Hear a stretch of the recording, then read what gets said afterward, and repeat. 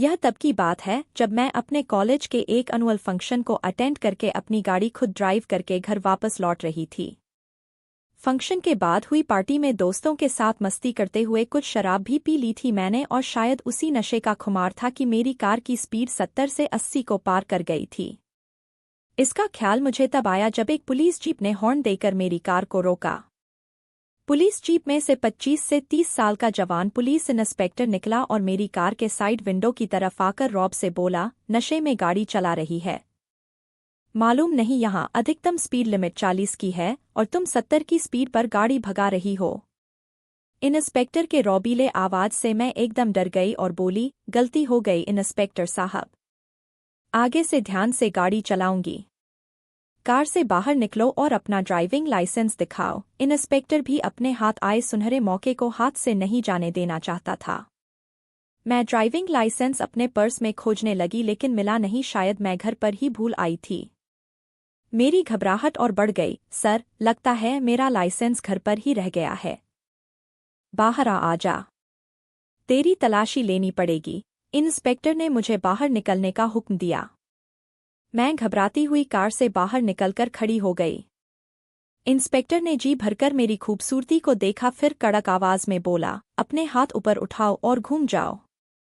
शर्म से मेरा चेहरा लाल हो चुका था लेकिन मेरे पास कोई दूसरा रास्ता नहीं था। मैंने वही किया जो इंस्पेक्टर चाहता था। तलाशी लेने के बाद उसने मुझे अपनी तरफ घुमा लिया और मेरे चेहरे को बिल्कुल अपने नज़दीक कर लिया। मुंह खोलो अपना। मैंने जैसे ही मुंह खोला, वो बोला, तुम्हारे मुंह से शराब की स्मेल आ रही है। कहाँ से आ रही हो शराब पीकर? मैं अब और भी घबरा गई थी। सर, कॉलेज की पार्टी में थोड़ी सी पी ली थी। शराब पीकर बिना ड्राइविंग लाइसेंस के कार चलाने के जुर्म में तुम्हें कम से कम 10 साल की तो सजा होकर रहेगी। इंस्पेक्टर ने मेरी तरफ देखा और अपनी पॉकेट से हथकड़ी निकालकर मेरे हाथों को पीछे ले जाकर उन्हें बांध दिया। अब मैं बिल्कुल हेल्पलेस हो गई। डर के मारे मैं रोने गिड़गिड़ाने लगी लेकिन इंस्पेक्टर पर इसका कोई असर नहीं हुआ। वो बोला, अब बाकी की कार्यवाही थाने में होगी। आओ और मेरी जीप में बैठ जाओ। मेरे हैंडकफ्ड हाथों को पकड़कर वो मुझे अपनी पुलिस जीप तक ले आया और गाड़ी की आगे अपने साथ वाली सीट पर बिठा दिया। मेरे हाथ पीछे से हैंडकफ्ड होने की वजह से मुझे बैठने में काफ़ी तकलीफ हो रही थी। मैंने उसकी तरफ देखकर कहा, सर, मेरे हाथ खोल दीजिए ना, मुझे बैठने में बहुत तकलीफ हो रही है। इसका सल्यूशन इंस्पेक्टर ने कर डाला। मेरी हथकड़ी खोलकर नहीं बल्कि अपनी चालाकी से इंस्पेक्टर मुझसे बोला, मेरी तरफ झुककर अपना चेहरा टिका सकती हो, इससे तुम्हें कोई देख भी नहीं पाएगा और तुम्हें हैंडकफ्ड होकर बैठना भी नहीं पड़ेगा। उसकी बात सुनकर मुझे लगा कि उसकी बात मानने में ही शायद मेरी भलाई है। मैंने उल्टे होकर लेटने की कोशिश करते हुए अपने चेहरे को उसके ऊपर टिकाने का प्रयास किया। इंस्पेक्टर ने इस काम में मेरी मदद की। तुम इसी तरह कोऑपरेट करती रहोगी तो मैं तुम्हारी सज़ा कुछ कम भी करवा सकता हूँ और अगर मेरे हुक्म की तामील नहीं की तो बाकी की सारी जिंदगी हो सकता है जेल में ही गुजारनी पड़े। बोलो, क्या कहती हो? मेरी बात मंजूर है कि नहीं? इंस्पेक्टर ने मुझसे सवाल कर डाला। जी सर, मेरे मुंह से आवाज निकली। क्या जी सर? साफ साफ बोलो। इंस्पेक्टर मुझसे मजे ले रहा था। जी सर, मैं आपके हर हुक्म की तामील करूंगी, मेरे मुंह से निकला। नहीं। बोलो, मैं आपकी स्लेव बनने के लिए तैयार हूं। इंस्पेक्टर के इरादे कुछ और ही मालूम होते थे। सर, मैं आपकी स्लेव बनने के लिए भी तैयार हूं अगर आप मेरी सज़ा पूरी तरह माफ़ करा दें, मैं बोली। कुछ देर बाद जीप एक सुनसान सी जगह पर आकर रुक गई। इंस्पेक्टर ने मुझे अपनी गोद से उठाया और जीप से उतर गया। चलो बाहर आ जाओ, पुलिस स्टेशन आ गया है। मैंने उतरकर देखा तो वहां बोर्ड लगा हुआ था, special police post, crime branch. मैं उसके पीछे पीछे थाने में आ गई। सर, यहाँ और कोई नहीं है? बाकी सबकी छुट्टी हो गई क्या?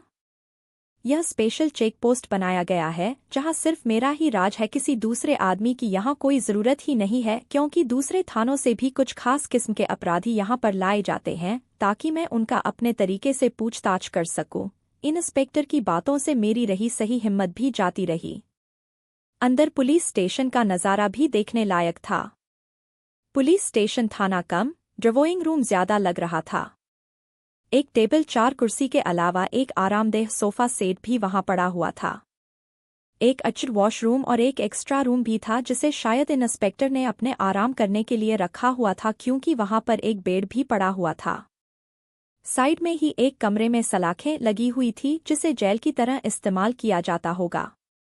यह सब मैंने पहली बार देखा था और मैं बहुत ज्यादा नर्वस हो रही थी। चलो इधर आकर खड़ी हो जाओ, इंस्पेक्टर ने सोफे पर बैठते हुए कहा। मैं इंस्पेक्टर विक्रम के सामने आकर खड़ी हो गई। उसका नाम मुझे टेबल पर रखी उसकी नेम प्लेट से मालूम पड़ा जिस पर लिखा था Vikram Kumar, inspector crime branch. मेरे दोनों हाथ अभी भी पीछे की तरफ हंडकफ्ड ही थे।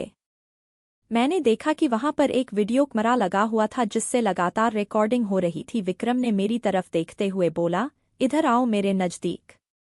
मैं उसके बिल्कुल करीब जाकर खड़ी हो गई। चलो पीछे घूम जाओ, उसने कहा। और मैं पीछे घूम गई। मेरी हथकड़ी खोलते हुए विक्रम बोला, फिर से घूमो। और मैं फिर से घूमकर खड़ी हो गई। उसने अजीब सा हुक्म दिया। उसने एक हाथ में शराब का ग्लास लेकर उसे अपने होठों से लगाते हुए हुक्म दिया। मैं इस तरह के हुक्म के लिए शायद तैयार नहीं थी, इसलिए कुछ सोच विचार में पड़ गई। मेरे पास समय कम है और तुम्हें जेल में 10 साल के लिए बंद करने में मैं ज्यादा समय नहीं लगाऊंगा। शर्म और जलालत से मैं जली जा रही थी। मुझे जेल का डर दिखाकर वो मुझे खरीदे हुए गुलाम से भी गया बीता सलूक कर रहा था। लेकिन मेरे पास कोई दूसरा ऑप्शन नहीं था, इसलिए मैंने ना चाहते हुए भी उसकी बात मान लिया। विक्रम की आगे मेरी एक ना चली। दोनों हाथों से अपने कान पकड़ो और 100 बार उठक बैठक लगाओ। मुझे इस तरह के सजा की जरा भी उम्मीद नहीं थी। मेरे शरीर में कोई भी हरकत ना देख विक्रम ने शायद मुझे सबक सिखाने के लिए मेरी सजा बढ़ाते हुए कहा, अब 150 उठक बैठक लगानी पड़ेंगी। और देर की तो यह सजा और भी बढ़ सकती है। तुम्हारी 10 साल की सजा कम करने के लिए कुछ और सजा तो देनी ही पड़ेगी। उठक बैठक लगाने पर तुम्हारी 10 साल की सजा घटकर 8 साल रह जाएगी। चलो शुरू हो जाओ फटाफट। मैंने बिना किसी देरी के अपने कान पकड़कर उठक बैठक लगानी शुरू कर दी। शर्म और जलालत से मेरे चेहरा लाल हुआ जा रहा था। उठक बैठक गिनती भी रहो बोल बोलकर, वरना वो काउंट नहीं होगी और तुम्हें ज्यादा उठक बैठक लगानी पड़ेंगी। मैंने भी अब अपना मन बना लिया था कि विक्रम को पूरी तरह खुश करके अपनी सजा कम करवाकर ही रहूंगी, इसके लिए चाहे मुझे कुछ भी करना पड़े। कुछ देर बाद विक्रम ने कहा, चल अब उठ जा और कुछ नाच गाने का प्रोग्राम शुरू कर।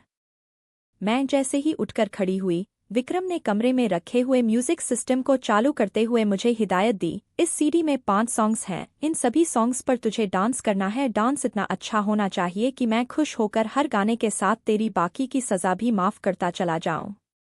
अब सिर्फ 5 साल की सजा बाकी है और 5 गानों पर तुझे डांस करना है, समझी?